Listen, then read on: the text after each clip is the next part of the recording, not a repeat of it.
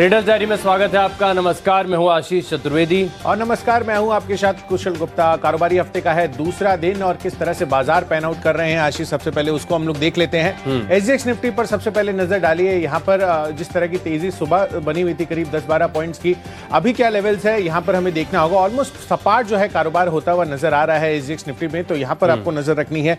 और कहीं ना कहीं ग्लोबल क्यूज से भी बहुत ज्यादा पॉजिटिविटी या नेगेटिविटी के संकेत हमें देखने को नहीं मिल रहे हैं। अमेरिकी बाजार देखिए आप, डाउ करीब 0.3% उछलकर बंद होता हुआ नजर आया था। औसतन जो है इस तरह का लेवल्स यहां पर आता हुआ नजर आ रहा था, पर कहीं ना कहीं यूरोपियन मार्केट और एशियन मार्केट से फ्लैट से संकेत हमें देखने को मिल रहे हैं। यूरोपियन मार्केट्स देखिए, कुछ एक इंडाइसेस जो है वो लाल निशान में बंद होते हुए नजर आए थे और कुछ एक इंडाइसेस में हमें थोड़ी सी हरे निशान में वहां पर कारोबार आता हुआ नजर आ रहा था। पर लार्जली अगर आप देखें तो फ्लैट से क्यूज आपको यूरोपियन मार्केट से भी आते हुए नजर आ रहे हैं। बहुत ज्यादा बदलाव जो है आपको इन तीनों इंडाइसेस में आपकी स्क्रीन पर है, यहाँ आपको देखने को नहीं मिला है। एशियन मार्केट से सुस्त से संकेत यहाँ पर भी आते हुए नजर आए हैं। हालांकि एफआईज की बिकवाली का आंकड़ा थोड़ा सा बढ़ता हुआ दिखा है पिछले कुछ दिनों के मुकाबले। अब 860 करोड़ का करीबन जो आंकड़ा है एफआईज ने कैश मार्केट्स में ये बेचते हुए नजर आए हैं। तो यहाँ पर आपको फोकस रखना है। कच्चे तेल में करीब 1% का उछाल के साथ कल कारोबार होता हुआ दिख रहा था। तो ओवरऑल जो संकेत है, आई थिंक मुझे लग रहा है कि लार्जली आज स्टॉक स्पेसिफिक एक्शन ही रहने वाला है। बाजार का जो मूड माहौल है, जो मोमेंटम है, वो कहीं ना कहीं आज हमें मिसिंग लग रहा है। कोई नेगेटिव नहीं है, कोई पॉजिटिव नहीं है। तो न कोई नेगेटिव है न कोई पॉजिटिव खबर है। तो रणनीति कैसे बनाई कुशल? पूरा नतीजा और खबरों पर आई थिंक लार्जली इनफैक्ट ये हफ्ता जो है ना, अभी भी कैश सेगमेंट के काफी सारे स्टॉक्स हैं जिसके नंबर्स पोस्ट मार्केट आते हुए नजर, तो वहां पर हमारा फोकस रहेगा। साथ ही कुछ एक स्टॉक्स या जो न्यूज रिलेटेड खबरें हैं वहां पर हमारा जो फोकस है वो बना रहेगा। मेरे हिसाब से मैंने तो अपनी स्ट्रेटेजी ऐसे डिजाइन किया। आपने क्या सोचा है? देखो, टेक्निकल्स बहुत सारे। कल के सत्र में देखिए स्मॉल कैप मिड कैप में बढ़िया तेजी आई, तो जहां देखो वहां ब्रेकआउट मिल रहे हैं। ऐसे में उन 10 स्टॉक्स को चुनना जो आज चलेंगे थोड़ा सा डिफिकल्ट हो रहा है, क्योंकि प्रॉब्लम ऑफ प्लेंटी ये आज बाजार में साबित होते हुए नजर आई। लेकिन मेरे पास आज भी सारे जो स्टॉक्स है ना, आप देखिए निफ्टी मिड 100 मिड कैप का जो सूचकांक है करीब 1% की बढ़त यहाँ पर देखने को मिली। यानी इंडाइसेस निफ्टी और सेंसेक्स के मुकाबले आप देखिए तो मिड कैप में एक्शन ज्यादा देखने को मिल रहा है। स्टॉक्स कितने बिकवाली के आज? कोई भी बिकवाली का नहीं है, एक भी नहीं है, सब खरीदारी के। अच्छा, मेरी भी लिस्ट में कल भी मैंने आपको सारे स्टॉक्स खरीदारी के बताए थे। हालांकि प्रदर्शन उतना बढ़िया देखने को नहीं मिला था जितनी उम्मीद थी कुशल, क्योंकि बाजार अगर चौपी रहता है ना तो मेन स्ट्रीम स्टॉक चल नहीं पाते, फिर वो ऑफाइज हो जाते हैं, थोड़ी गिरावट वहां पर देखने को मिलती है।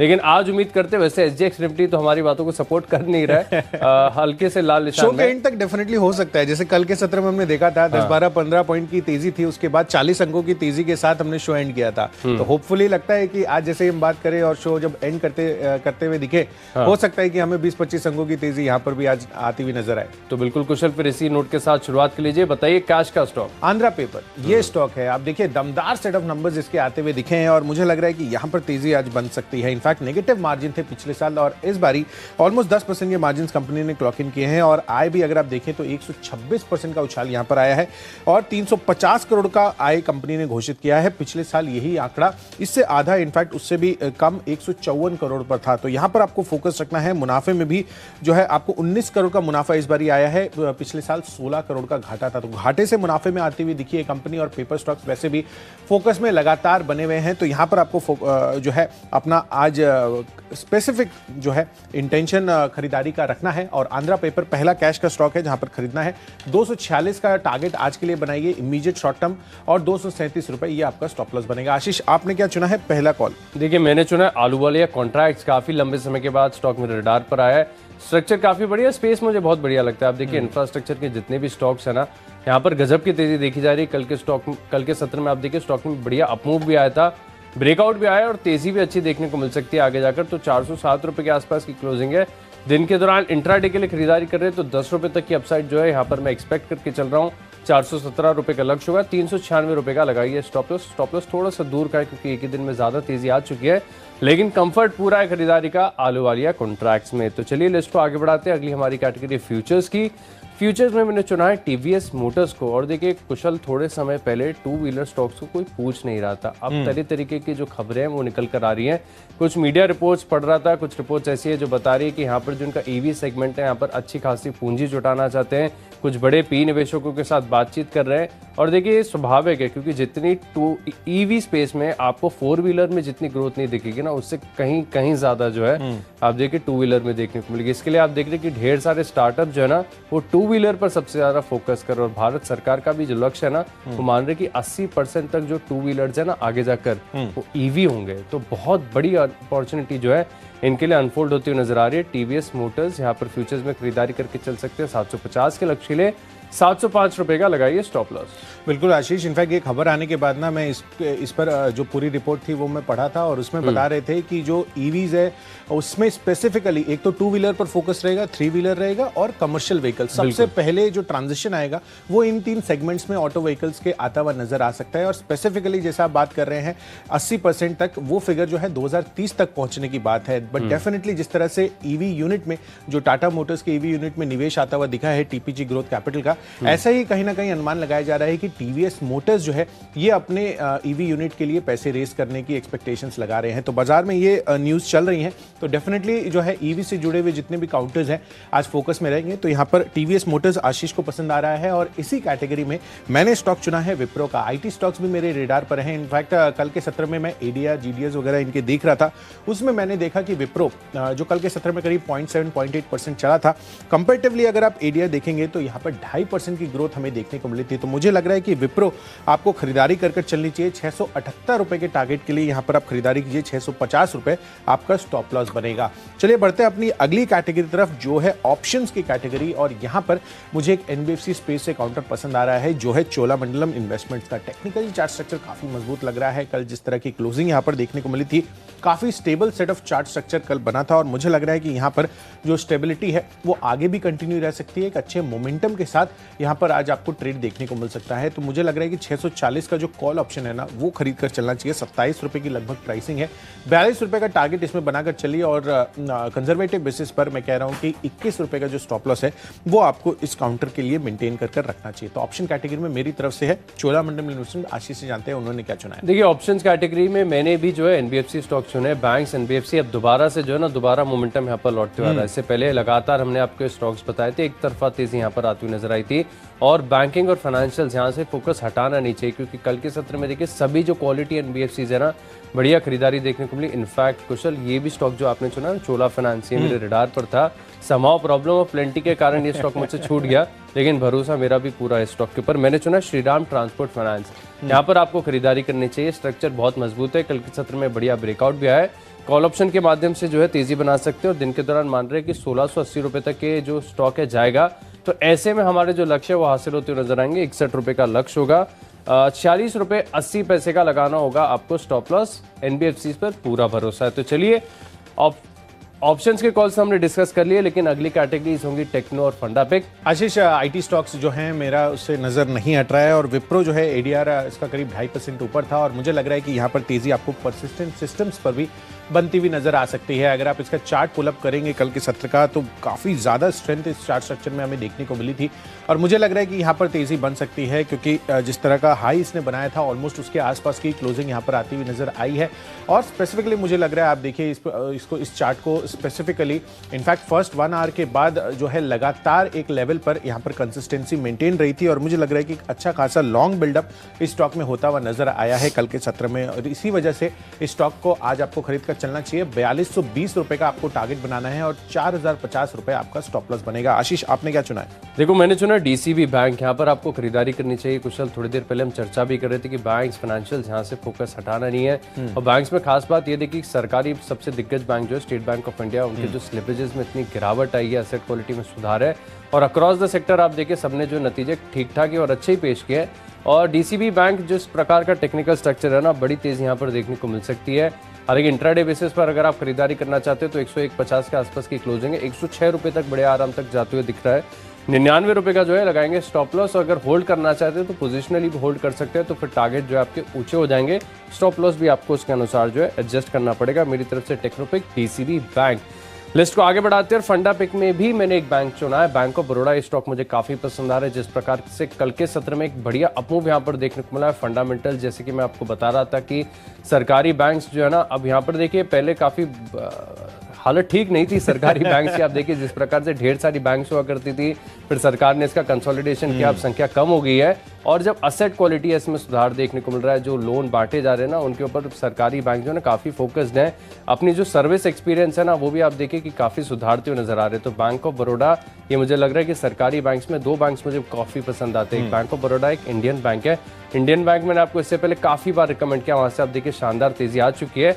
अब बारी है बैंक ऑफ बड़ौदा की, 130 रुपए के पार जाने की क्षमता रखता है, लेकिन थोड़ा सा पेशेंस देना होगा। 9 से 12 महीने का व्यू बनाकर चलेंगे तो अच्छी तेज यहाँ पर आएगी।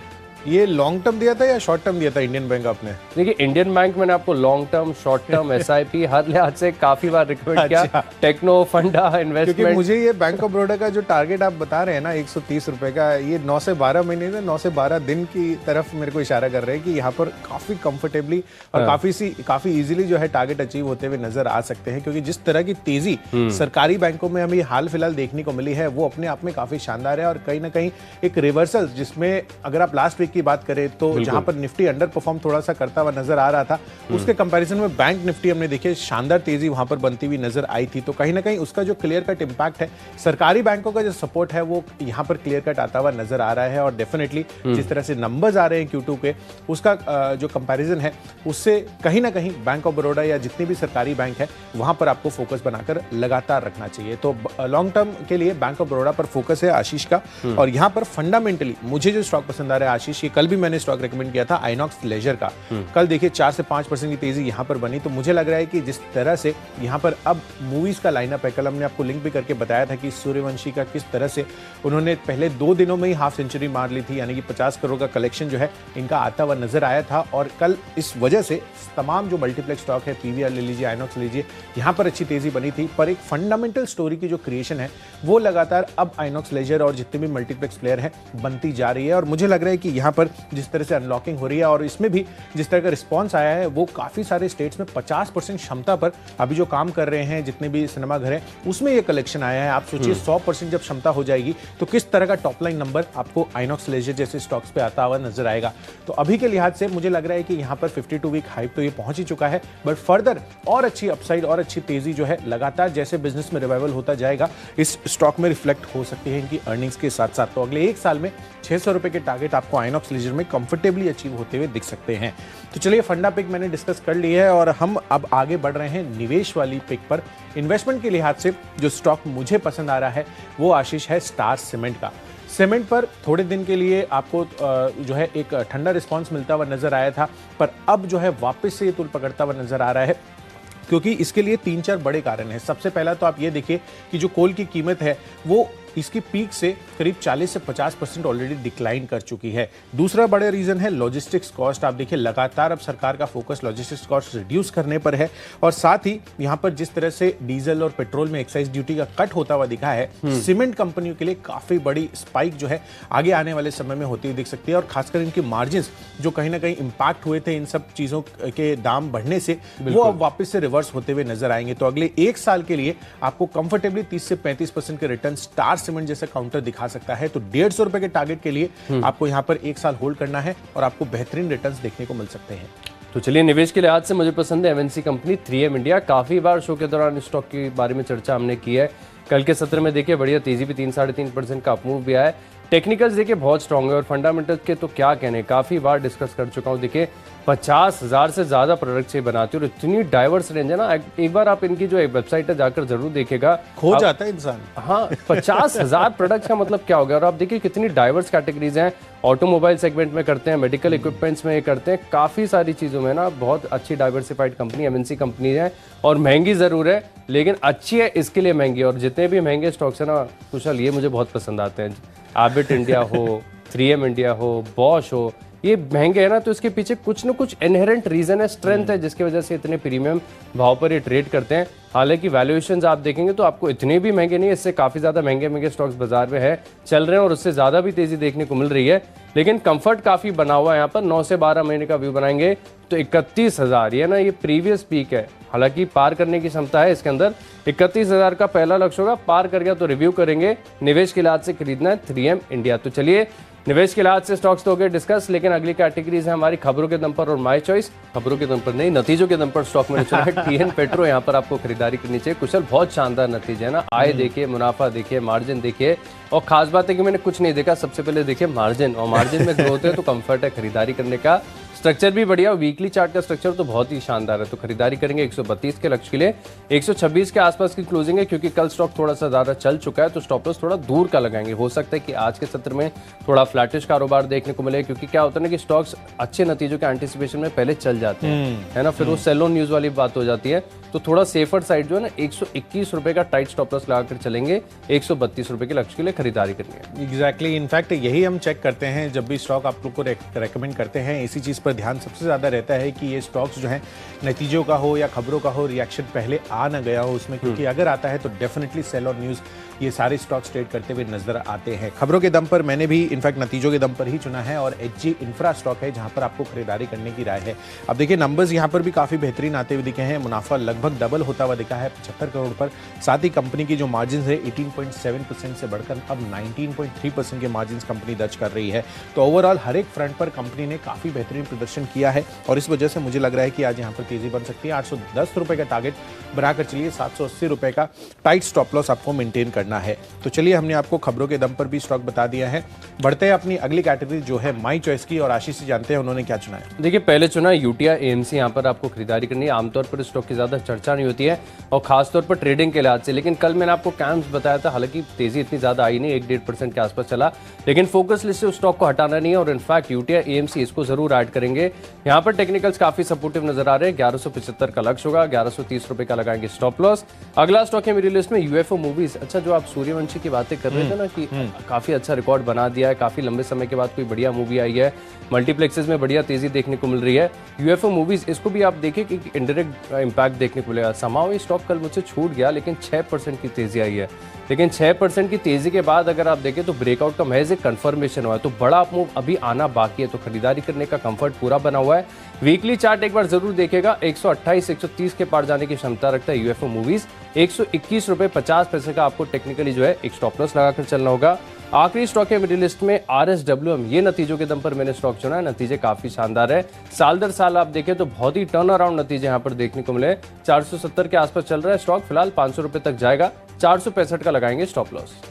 चलिए, माई चॉइस कैटेगरी में पहला कॉल है एक्शन कंस्ट्रक्शन इक्विपमेंट का। नंबर्स यहाँ पर भी काफ़ी दमदार आते हुए दिखे हैं। मार्जिन्स में करीब 60-70 बेसिस पॉइंट का इजाफा आया है, और साथ ही कंपनी के मुनाफे में भी 57% की ग्रोथ आती हुई नजर आई है। 23 करोड़ का मुनाफा जो है अब कंपनी दर्ज कर रही है। तो 265 के टारगेट पे खरीदारी कीजिए, 255 रुपए ये आपका स्टॉप लॉस बनेगा। दूसरा कॉल है, इसमें NMDC का टेक्निकली चार्ट स्ट्रक्चर काफ़ी मजबूत लग रहा है, और इनफैक्ट अगर आप देखें तो ग्लोबल बाजार जो है, खासकर यूरोपियन मार्केट्स अच्छी तेजी अगर पकड़ते हैं, तो सेकंड हाफ में NMDC में और फर्दर तेजी आपको देखने को मिल सकती है। तो 150 का टारगेट आज बनाकर चलिए, 142 का स्टॉप लॉस रखिए।